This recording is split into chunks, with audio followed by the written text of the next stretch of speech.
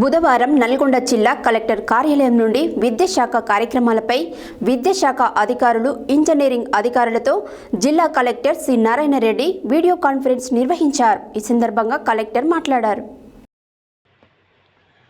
బుధవారం నల్గొండ జిల్లా కలెక్టర్ కార్యాలయం నుండి విద్యాశాఖ కార్యక్రమాలపై విద్యాశాఖ అధికారులు, ఇంజనీరింగ్ అధికారులతో జిల్లా collector C Narayana Reddy video conference నిర్వహించారు.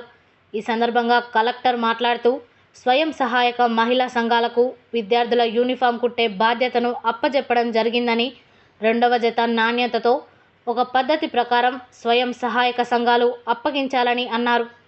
హెడ్ మాస్టర్లు గ్రామ స్థాయిలో గ్రామ పంచాయతీ బృందంతో కలిసి పనిచేయాలని ఆదేశించారు.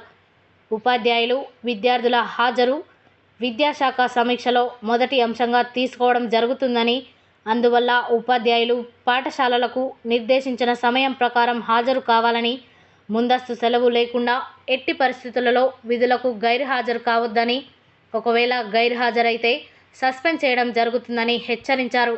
ఉపాధ్యాయులు పాఠశాలకు ఆలస్యంగా వచ్చినా లేదా పాఠశాల సమయానికంటే ముందే వెళ్ళిపోయినా సంబంధిత ప్రధాన ఉపాధ్యాయులదే బాధ్యతని అన్నారు. అమ్మ ఆదర్శ పాఠశాలల పనులలో భాగంగా పనుల కోసం అడ్వాన్సులు సైతం ఇవ్వడం జరిగిందని, ఈ విషయంపై అందరూ హెడ్ మాస్టర్లు, సంబంధిత అసిస్టెంట్ ఇంజనీర్లు, అమ్మ ఆదర్శ పాఠశాల కమిటీలు దృష్టి సారించి జూలై 1 నాటికి పనులు పూర్తి చేసే విధంగా చర్యలు తీసుకోవాలన్నారు.